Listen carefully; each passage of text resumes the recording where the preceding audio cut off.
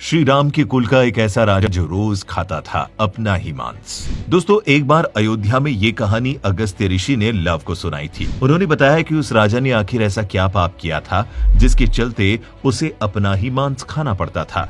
कहानी शुरू होती है विदर्भ देश के राजा सुदेव से। उनके दो बेटे थे, श्वेत और सूरथ। राजा का बड़ा बेटा होने के चलते श्वेत को ही सारा राजपाट संभालने को मिला था। राजकुमार से राजा बनने के बाद भी उसने किसी भी तरह का दान पुण्य नहीं किया था। धन धान्य और ऐश्वर्य में श्वेत इतना खोया रहता था कि उसे पाप पुण्य में किसी भी तरह का भेद समझ नहीं आता था। राजा बनने का नशा उस पर इस कदर चढ़ा था कि वो किसी भी जिम्मेदारी को सही तरीके से सही तरह से नहीं निभाता था और अपने धन को अपने शौक को पूरा करने और गंदी आदतों में उड़ाता था। वहीं विवाह होने के बाद भी उसकी कोई संतान नहीं हुई।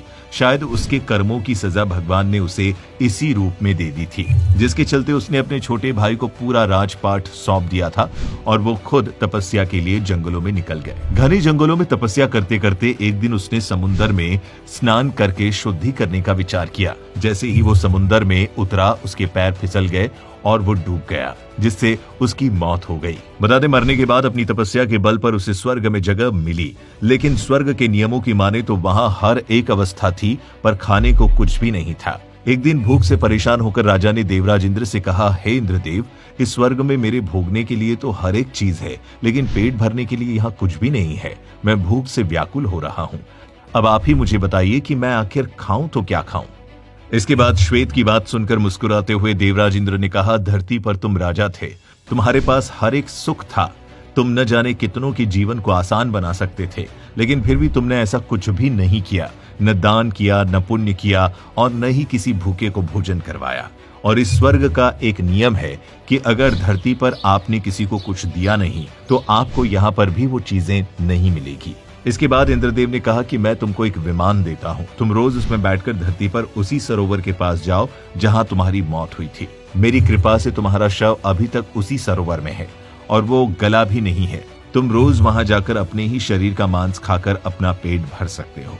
वही राजा अपनी भूख से हारा था, इसीलिए उसने इस प्रस्ताव को मान लिया। इंद्रदेव के कहे अनुसार राजा श्वेत रोज स्त्रियों से भरे विमान में बैठकर धरती पर जाया करता था।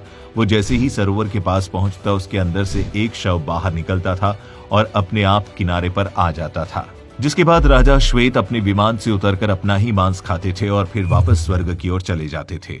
और उनके जाने के बाद वो शव फिर से पानी में डूबकर गायब हो जाता था। ये सिलसिला कई दिनों तक चलता रहा। फिर एक दिन परेशान राजा ने इंद्रदेव से पूछा कि आखिर कब तक उन्हें अपने ही शव का मांस खाना पड़ेगा?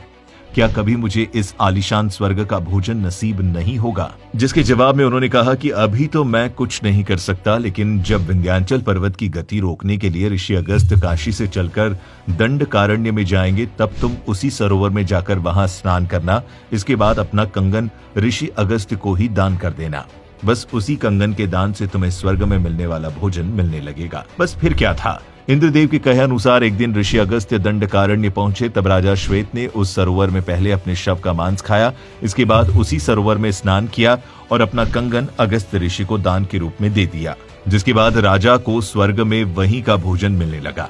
इसीलिए दोस्तों, कहा जाता है कि अगर आप दान पुण्य करने के सक्षम हैं तो जरूर करें, दूसरों को भोजन खिलाएं, गरीबों की मदद करें, वरना चाहे स्वर्ग हो या नर्क, अपने कर्म का भोग तो भोगना ही पड़ता है, फिर चाहे राजा हो या रंक। आज की वीडियो में बस इतना ही। अगर इससे जुड़े आपके कोई सवाल हो तो हमें कमेंट करके जरूर बताएं।